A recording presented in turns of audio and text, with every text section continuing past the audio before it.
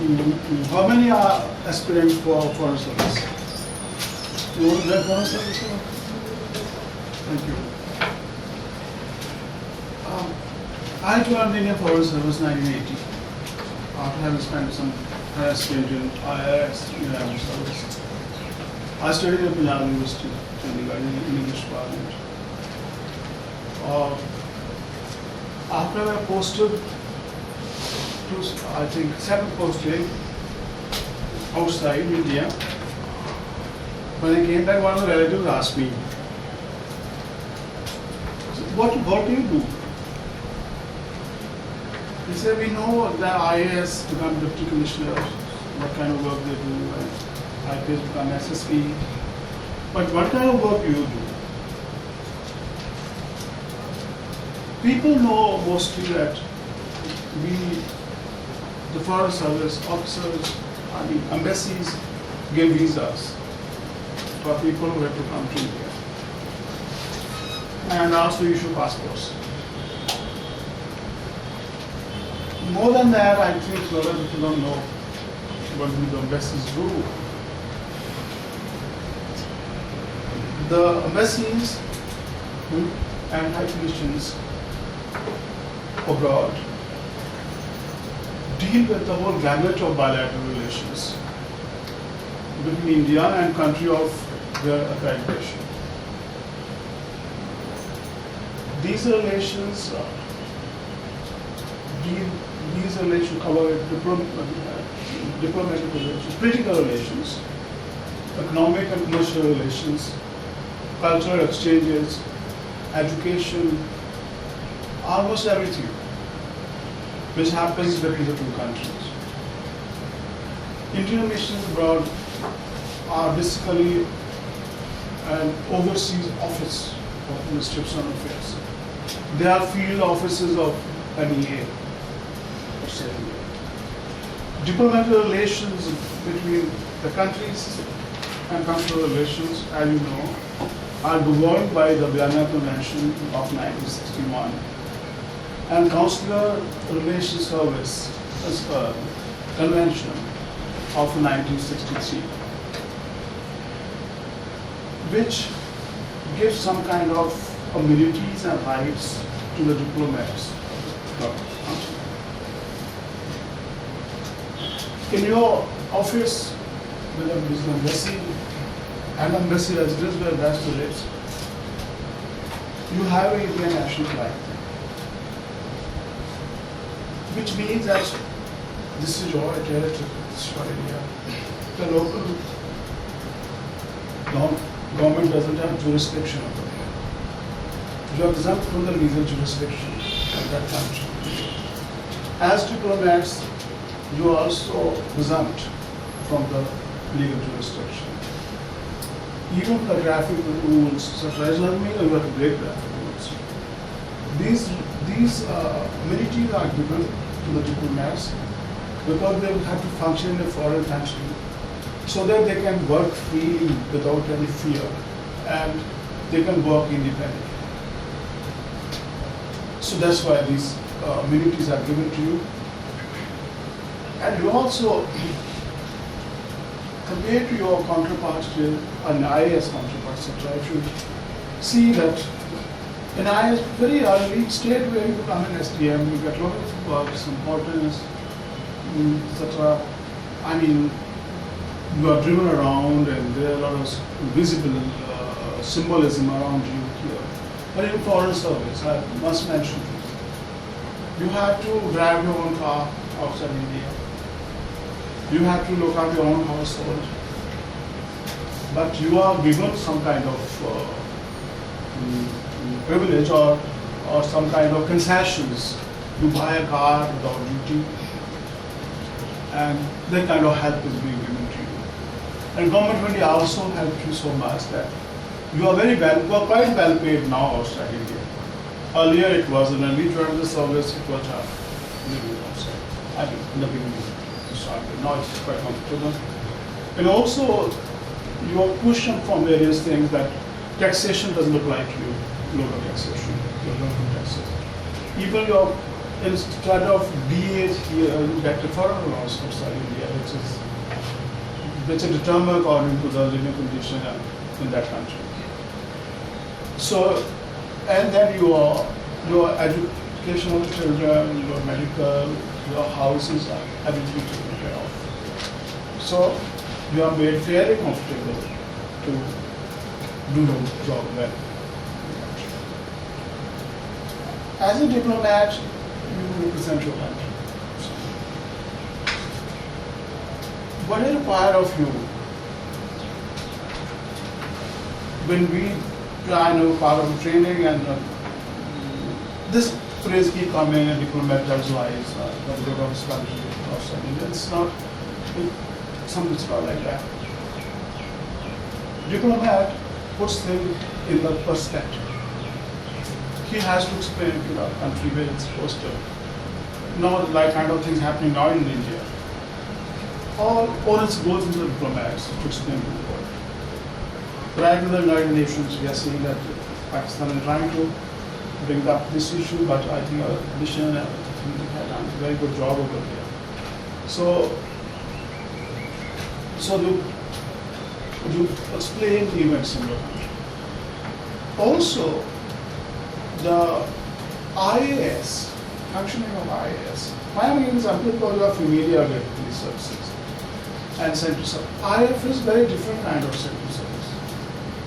It requires different skills also. In IAS, you'll see there's power. IAS officer brings a lot of power. In the state, in the subdivision, even wherever he is, some corporation, wherever he is, he has the power to do his job. Use that power to do the job effectively. You work outside India with a different government, different foreign country, you don't have a power. You have, what I have explained to you earlier, community and one way to function. You don't have powers vis-a-vis the local government, vis-a-vis the administration over there. Then how do you do your job? What are the requirements of a diplomat compared to an administrator back home? You have to develop skills. I generally analyze it, IAS is power and IFS is an art. You develop your skill. You are the representative. The more skilled you are, skilled means what? Skilled means you should have knowledge of your own country very well. After you join the IFS, there is FSI for some institute over there. But you have to do, that's a time to do a lot of reading. That's called asking. Foreign service is overworked. You will not get time to read. So, you need to equip yourself with the knowledge about your country. Country's culture, India is not a simple country. India is the most complex fabric policy in the world. I should give slow down 20 rupees lower to see how the Islamic languages are taking. We are more complex than any other democracies like USA, Europe, Canada. They are also places. They are developed places. They are not complicated. So India is a very complex country. You represent that complex country outside India. You need to know about it. So many things happen in India which other people outside India are not able to make out why these things happen here. We are the largest democracy, we still are. When something which happens somewhere in part of the country, which to them looks that it does not tell against the principles of democracy. You have to explain how it is. So, knowledge about your own country is very important. When you go there, you also need to have knowledge of that country. A lot of time we don't bother about knowing where we are going, just accept about what is available, what is not available, that kind of stuff. We have notes on living conditions on each country in that EA. That tells you about living conditions. But you need to know about that country's history, that country's politics also, economy of that country, strengths of that country, and the areas of cooperation where we can focus on for them and for us. So that kind of knowledge is required. No, India's relation, no, diplomacy is becoming a complex job. There's a lot of pressure. Now, Indian diplomats, we have short of number of officers. We have more than 160 missions outside India, managing with 600 diplomats or 700 diplomats. I live in that service in the MEA if you're in Delhi. And no joint secretary goes home before 8 o'clock every day. And from morning till evening is pressure. So government looking at it how to expand the Indian Foreign Service. Earlier calculations were not done properly and cadre management was not done realistically. So we have landed up in this kind of situation. And diplomacy earlier, when I said only bilateral relations, political relations, economic, commercial relations, and also Indian diaspora. India has a very large side of diaspora. There are 30 million Indians living abroad. Indian missions outside also have to help. And nowadays the new subjects, new challenges are being added to the job of the people. Climate change issues, WTO issues, human rights, different kind of, and terrorism, safety and security, your security also, and safety and security of also what people also. That requires, add-on skills to the diplomats. That also requires specialization now. Earlier the diplomat could do all kind of jobs. Now WTO issues, you have to do, you need specialists there to handle those issues properly. Environment is a technical issue, climate change issues. So diplomatic service has to acquire skills, or we have to get experts from our other ministries in the country and those issues. But foreign service does need specialization in certain areas. That is a specialization of areas of work. Then there is also regional specialization, which is called that some countries are focusing on it. China does a lot. All the time diplomats know the language of the country they are supposed to learn, but we don't. We also are supposed to learn one language compulsorily when we join the service. But there is a lot of flexibility kept in that. You pass the exam, you don't go back, you may not be sent back to that region again, you forget the language conveniently. But if you do want to do specialized certain area, ministry will encourage you to do it. So they will not say, okay, we don't encourage, we don't do it. So this is your will to do it. Now, diaspora, Indian diaspora, we have Rasi Bharati Dips to celebrate. And they are the largest source of remittances to India. So when they are outside India, I am telling my experience basically. I retired High Commissioner in Zambia, and I was there for 5 years, now I'm returned 3 years. I continued there without looking. Ministry thought, considered it hardship posting. They asked me, are you sure? I'm sure. I retired. I used to focus myself by the council section because that is where the people come. Very, very, very images. Now, one day a person comes there at the council and he comes up very agitated. He says, this man at the council tells me, you go away. Yes, sir, I want to ask you to come here. Wait. Then I thought, man, start with the thing. I said, when you answer this question, we are going to do. He said, he go where he came from. He came from other city.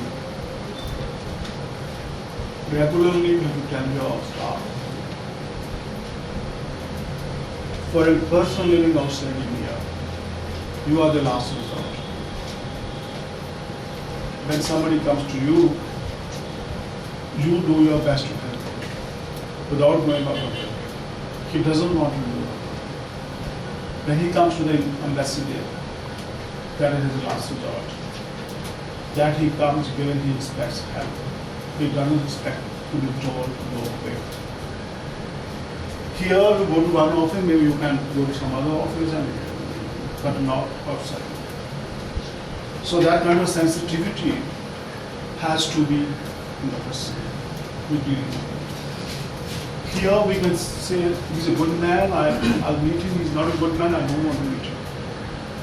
Over there, good Indians, bad Indians, even criminals, you have to help. Help them, not that somebody murder or something, you help them in the sense, if somebody has even committed crime, you see that he gets legal aid, see that he's not being harassed, you have an access. Country like Saudi Arabia. I served the Gulf hospital. We do not sometimes do what we see. Nobody knows where to go. Their mission's role is huge. I was in the few years back on the ministry, I was deputy secretary.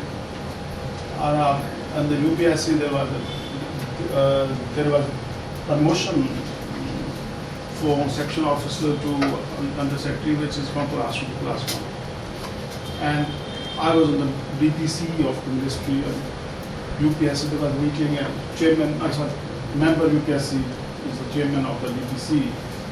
I was the youngest officer, the junior most over there. I had two joint secretaries also. They were very well known, to see them on the television every day. The experts. And the member of the board was very a lady and very tough, no weight of IS officer. There was a report of a section officer who served in Saudi Arabia. And so we have to clear up what kind of work is done, and the reporting officer says to him, outstanding. The member UPSC has a problem with it. He said, you are just doing normal work. What extraordinary has done to earn outstanding report? I served in the Gulf that time. I also been to Saudi Arabia. I also knew what kind of situation for the council section under pressure. I was in Bahrain those days. I need to get a lot of numbers, but Bahrain is not like Saudi Arabia. Saudi Arabia is tough country as far as you have to deal with the Indian diaspora, their Israeli people and their sufferings. And the lot of pressure the consular section comes under. The consular section is who deals with the passports and visas and so she wanted to be downgrade to very good. My joint secretaries over there, senior, they tried to explain, madam, no, which has been given very thoughtfully by the officer. He said, I want to know what is extraordinary he has done to our outstanding, because he done the free job. Then I was like, may I say something? No, I'm I said, ma'am, I was posted in the Gulf. Saudi Arabia is not easy. Saudi Arabia kind of problems we have with the consular issues is if an officer who's done a normal job for 1 year without any problem and complaint, he's an outstanding officer. He says, is that so? No, that's so. Because you will have complaints against the officer in India if you're not outstanding. Which means it's a great job he's done. So they agreed to promote him. So what I'm saying is your diaspora is important. But caution. our diplomats have a tendency to get sucked into the Indian, Indian community. उन्हीं के साथ दोस्ती, उन्हीं के साथ friendship. No, that's not good. You have to look after them, but don't be part of them. You develop your skills also, you develop your contacts. You get your job done, get your work done. The more contacts you have, the better diplomat you are. This is where the entertaining part of the job comes in. You're supposed to entertain and get entertained. That's why diplomat से कुछ नहीं करते हैं, party करते हैं और dance करते हैं. It's not that. But you need to entertain. No, you don't have to drink alcohol if you don't want. Right? If you want to get drunk every day, you can do that. There are a lot of opportunities. But you need to protect yourself. If you drink, be moderate, be temperate all the time. But especially when you go out for other parties. If you don't drink, there's no pressure on you. Outside your guests do not bother what you drink, what you eat. They bother what you offer them. Right? Unlike here, there's a slightly different culture. Unless 5 people are sitting, everybody drinks, they keep quiet. No pressure on anybody. So you can be on your own. You can be the way you want to be. So life outside India can be challenging. Now there are new challenges. A lot of places have become difficult places. We have categorization of postings in them. I mean, A, B, C, D also. Now, A postings are determined because of the living conditions in that country. Comfortable living condition A, less comfortable B, and difficult is C, and extremely difficult C asterisk, put stars. Like Afghanistan, I was there, it's called C asterisk. But now, because of the security situation in the world, like terrorism, any place can come. So, it's not all easy and bed of roses. I did posting to difficult places. Big contrast countries. From Singapore to Afghanistan, from Syria to Egypt, and then to Sudan. And you have to adjust. When you're outside India, if you have fixations back home, it will keep troubling you. If you have family issues keep bothering you, it will affect your job. So you need to develop, or if you already have an aptitude for that kind of thing, then you're outside India, you're away from the family. Your mainstream, I mean your larger family, later on you will have your family with wife and children later on, that's your immediate family. So that can happen. So you need to tell yourself now that I'm outside, those issues if there are some pertaining to family, okay, once in a while, but not every day they are pertaining to that. You should keep your mind as free as you can from these things to focus on your job. It's a very important job which you go outside. So when we were being trained and we asked questions from one of the seniors, what really we are supposed to? He said, just your conduct should be good and normal conduct.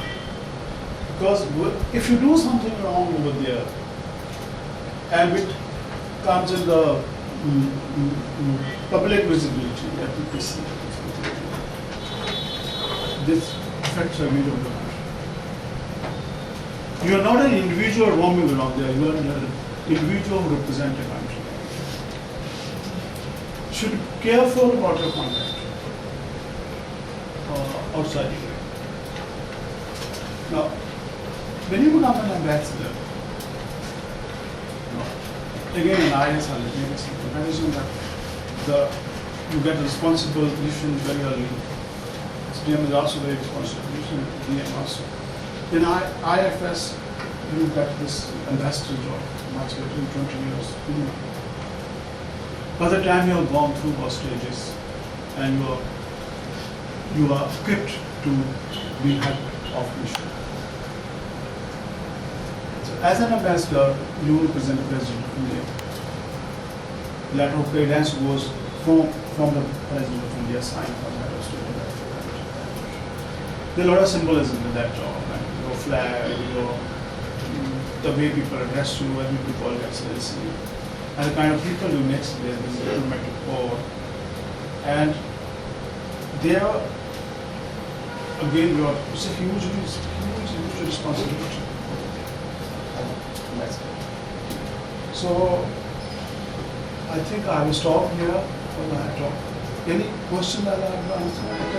And basically, on my personal experience, maybe I'll answer those questions rather than going into some other texts and books, etc. Most of my career has been outside.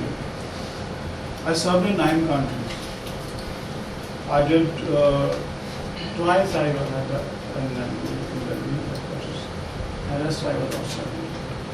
And those countries have been, I will mention, very difficult ones and good ones, and yeah. So I had that experience even in Afghanistan, even in Sudan, Egypt also. You know, when people ask me, when I talk generally about people about my experience, I hardly talk much about Australia when I was there. Except my daughter was born there, only one, nothing much to talk about. But there's a lot to talk about Afghanistan, Sudan, even Zambia, Africa. So, any questions? So, does the educational qualification that you have affect in any way the way you're posted in case you get IFS? So, to get into IFS or after? After IFS. No, it does not affect. Whatever background you come from, that's not the issue. The language they will allocate to you, and to learn that language, you go to that country, where the language can be learned. And then you will get a couple of assignments in that country. So subjects you have studied before, it's not considered at all. I wanted to inspire some interest in the uniformed service, and also give you some kind of information that if those who want to join the foreign service, what it entails. And there are a lot of good points. But for women, I think last batch I had a couple of girls foreign service. For women, also it's a very exciting job. If you can handle personal issues, personal issues include marriage, right? Or some diplomats have been unmarried, some diplomats. That's also very minor. Or you get married, somebody from service, that's also good. And if those issues can handle, this is a great job for a woman. Exposure you get in the foreign service. You don't get anywhere else, wherever you are. No other service gives you the kind of international exposure. Now, when you require knowledge and experience in the country, whatever book you read about that country from somebody, it's not the experience you gather on the ground over there. So you also, as a human being, if you're an open-minded person, you grow as a human being. Your perspective enlarges. Your horizon widen up. We do protect the national interest, but your vision doesn't restrict to the national interest after you do the job. And what can we do to international people who be always with that country, also help them also. You transcend national boundaries. As far as you look at the humanity, living in Afghanistan, you've seen the suffering of people, they are now different from suffering from poverty. Living in Zambia, there are scope for doing good work, social work, and the HIV/AIDS issue, there are orphans and all kind of things, displaced people everywhere. So you as a country, as a representative of India, sometimes we are the area they could help them. So try looking at those issues in that. There is a joke that an ambassador for the first 2 years he represent his country, and then he started representing the country where he's supposed to. So you get aligned to some extent, but you have to be careful over there. Focus is always national interest. We have our national interest, they are also helping them. For example, I give an example, India has a very nice program called ITIC program, Indian Technical and Economic Cooperation Program. Under this program, India helps developing countries in education areas and also health areas to help the youngsters and others acquire skills. In the form of scholarships program for long-term courses, short-term courses, and also sending our experts outside India in the areas where they need help. That's also part of it. Also setting up some institutions outside India, also come under IT. Now in Zambia when I was there, even in Afghanistan I saw, there was about 30 slots with every time increasing with effort. Mission ambassador has to do work. Otherwise he can keep sitting, things will keep happening at the moment. If you have to increase that, if you have to expand the area, you have to be working hard. And so by the time I was leaving, we were 90 seats for Zambia. They were utilized all the time. Now when you have these 90 seats, over a few years, over 10 years, you will get a whole reservoir of India alumni, ITIC alumni, who are like your ambassadors outside India. We used to hold a party for them, our reception, every year. It was called ITIC Day. ITIC on the 15th of November or something. It was set up in 1964, this program. So I used to host it every year properly.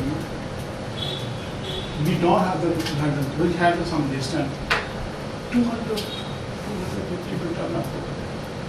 ITIC alumni. And some of them holding senior positions in the market. Some are ministers also, some are students, and some are women doing their own enterprise, not in the school, after training. They come and join, you ask them, you have to encourage them, come and talk on the mic, tell your experiences, also tell us where we can improve.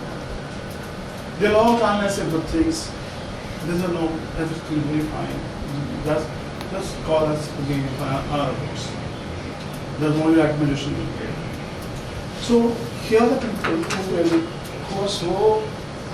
are for India. In Pakistan, it was very bad situation over there. My wife, it was not family situation was there. The wife could come at her risk and her expense. But she came. She patient of rheumatoid arthritis. Funny evening, there was a party in some Turkish embassy in the open. It's cold place, couple actually. The winter is quite cold. And she got a chill and felt sick, very bad. It was so bad that she couldn't even get up from the bed. Flare up, triggered by the cold. There were no proper doctors there. There was somebody in the UN asking him, he needs some aspirin or something like that. Then we were worried that he should be able to travel back because he can't get out from the bed and can't even walk around. But we need to do that. Our air actually was there. He said there are military hospitals, let's take that. We went to a military hospital. There was a bad scene. People sitting on the corridors, patients with the lid chopped off. Spit on in the air, heart in the air. He's because of the war, the war making come over there. They took it, the doctors took it so seriously, and being the products, wife has come, and we had always had a relation with Afghanistan. They had a board meeting to what to do to get her out of this. Then they said we have to give her an injection. Oh, injection now I thought, is there any disposable syringe here? We didn't have, but somebody produced a disposable syringe from somewhere and gave her injection. And she started moving around. It happened. This is a group of physiotherapy. But I'm not telling the physiotherapy in the building. Basically, I want to tell you about that. When we went there were two young Afghan physiotherapists. They were waiting for us. And they said, please come. With a lot of devotion and enthusiasm, they started giving her treatment and physiotherapy. Then he said, when we are about to leave, there is a thank you for giving us an opportunity to return back something we got from you. They got scholarship. They were ITech alumni. They were trained in India. They got a specialization in India. And they were so touched, so happy about that job. This is the kind of goodwill you do. India, this program in India, hugely successful program all over the world. So we look at that ITech alumni everywhere. Now, Africa, they have bad about it. The best will give them help every year, aid. For example, malaria. For example, there are other issues on that. Every year the aid comes, it finishes, next year they need it again. So when I was there, we have India's India Bank there. This is a joint venture between me. The chairman of the bank, it's her daughter, she wrote a book. Dead Aid. The young girl was an economist, about 25 years old, living in, they said the book attracted international attention. That she became one of the 100 most important people that year at that time. It was discussed. Dead aid. Father aid does not help. No. I'm giving a example comparison with what India does. The dead aid means you keep giving them money, they keep spending, you need it again and again. Like, you're hungry, you're given a fish. You eat it, you need it again. But if you are taught how to fish, we have gill you once, then you will catch your fish. And that is what India does. They were World Bank representative and full of himself Indian. We take all these things. As a gathering, when I mentioned about that, it's a that book. So accept, so educate. Because no, there are a lot of conditionalities attached to Western India. Indian system in Africa or everywhere, we don't have strings attached. We don't put conditions on. Our is not a prescriptive. It is cooperative. It's cooperation. The legal assistance. We help them help themselves. This is in India. In India's right.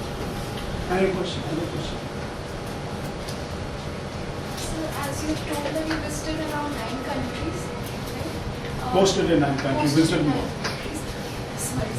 Posted in 9 countries. So, which country do you think have inspired you the most in terms of knowledge or any experience?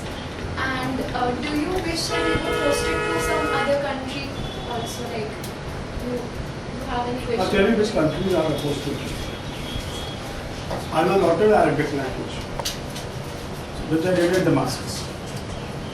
Then I was sent to Bahrain. I was regular posted. From Bahrain, I was sent to Singapore. Singapore to Afghanistan. From Afghanistan, I came back to Delhi. Then Australia, then Egypt, then ambassador to Sudan, and between Delhi posting. From Sudan to Canada, Consul General America. And then my tuitions and here I retired. Now, you to ask where I learned most and in terms of knowledge and experience, and also whether it reflected why I came here. You know, another thing, people ask me this question that when I joined the service, I saw you need to, where you are not very good, you need to make it a strong point of yours. I am coming from Hoshiarpur area, rural areas, right? I studied also in then university. I don't have anybody in forest. We didn't have anybody who can influence postings and transfers. And postal transfer was the main issue over there in the ministry. And you need contacts to get posted to a good place, that place, that place. I thought and then the ministry has some system of posting. So people who tried, I said I will not ask use any kind of connection and I regret. And wherever the ministry sent me, I go. In normal course. That was one decision I took. So all the worry about posting go away from my mind. You need to free yourself from this. So wherever the sent me, I went. Now even those people who are so-called approach here there, at the end of the career, when you list your postings and list their postings, there's not much difference. Ministry has a system of sending you from it. If your hardship system send you comfortable, if you're comfortable, so accordingly that's it. I went. Not only me, even my wife and my daughter. If you say you want to live in Canada, no. Even in Singapore, they enjoyed everything, but living there, no. Zambia, yes. Zambia, yes. When I stayed 5 years, my child was going to school there. Second, she doesn't want to leave the school. She said, I don't want to leave the school and continue here. I will continue the school. It suited the ministry because there was not much demand for Zambia, so I continued. So what is learning means, what kind of experience should be? Number one experience is, even the job is challenging. Job means you are dealing with difficult living conditions and performing over there. There was issue of safety in Zambia. Our staff car was commandeered by the armed robbers with the staff inside the car. A taken way. Luckily, they didn't kill anybody, but threw them somewhere on the way. So that kind of threat was there. The safety was an issue. So, but in those places, you have scope of doing good, helping those people, helping that country. Because kind of goodwill they have for you. You don't have it, like Western countries. It's a matter of fact, work every day, and it's devoid of emotion and devotion. Like Zambia, the first president of that country, Zambia became independent in 1964. Dr. Kenneth Kaunda was the president. He was a freedom fighter. Also, after Nelson Mandela, he is the most important frontline African leader for emancipation, freedom of Africa those days. He's still alive. Now, he ceased to be president in 1993, but he's still in office. I used to go to meet him. When we meet him, he was on my visit to 1959 to Jawaharlal Nehru. He is highly respected politician today. And whosoever comes to visit, seeks advice from him, they hold him in high esteem. So when you go there, in his office, there is a photograph of Mahatma Gandhi. There is his photograph, Dr. Kanda's with Indira Gandhi. Then when you talk to him, he said, I learned from this great man. Right? That kind of affinity, that kind of affection you don't see in other countries. No, Africa is very different than us. We don't like them much. We are color. Black skin is not good. We have this polluted concept of beauty in India. Even here I see when you travel in the public transport, an African student sitting, you will avoid sitting next to us. We have been fighting, we have been supporting Africa against apartheid. We have a look into ourselves that are we treating them well. So you need to treat them well. Unfortunately, I'm telling you, the community outside India, we have in Zambia, other parts of Africa, living there, they mistreated them. Right? So, what happened in Uganda was consequences of these things. There's a lot of resentment among the locals that Indians don't treat us well. They think they're superior to us as it is. So, you as a diplomat, when you deal with them properly, for example, sorry, next class, I'm telling you some anecdotes and stories, so but it's not textbook lecture. Right? You need to be very context everywhere. Even as ambassador is very open. Everywhere you see that what kind of people can easily contact and take some time. In this country, women are very sort of, they're free. I mean, unlike our culture, we're telling. We have done marriage, done everything, and the parents will, you're always a part of a family or parents or husband or something. And beyond that, you're not free. Over there, after when you come 18 or 20, the parents start thinking this girl should not look after herself. So within that, a lot of women go on their own.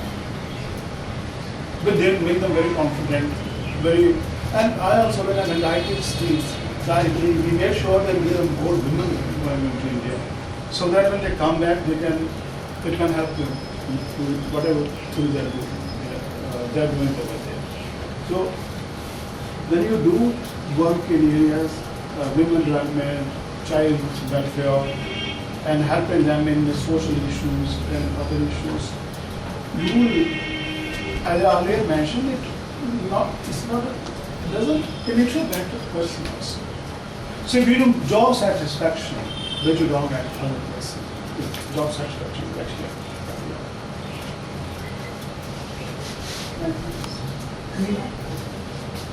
So on what basis are the postings done? Is there any certain criteria that you have to follow if you have to be allocated to a certain country?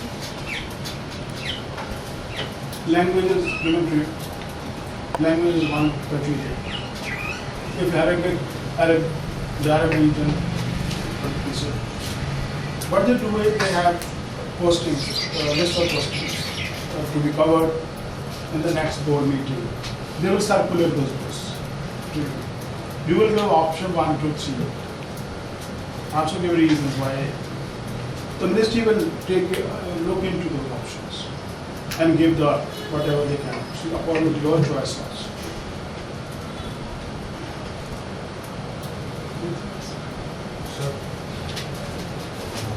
So is it necessary to have an embassy in such country whom we do not have any social and traditional relation?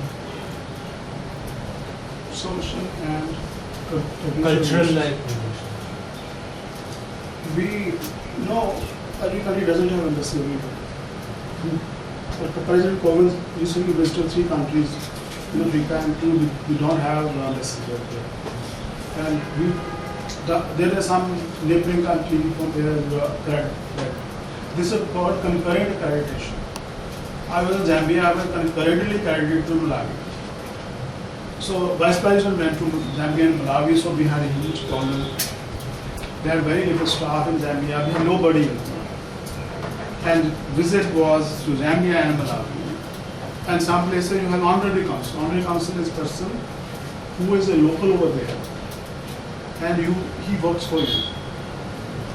You designate him minority consul. He doesn't get money from the government of India. The businessman normally is through somebody, a man who has the resources, businessman. For him, it is good to have a title as a consul, and also should have interest in India. And he helps India, but in Malawi we didn't have even that. So it was a huge problem for me to handle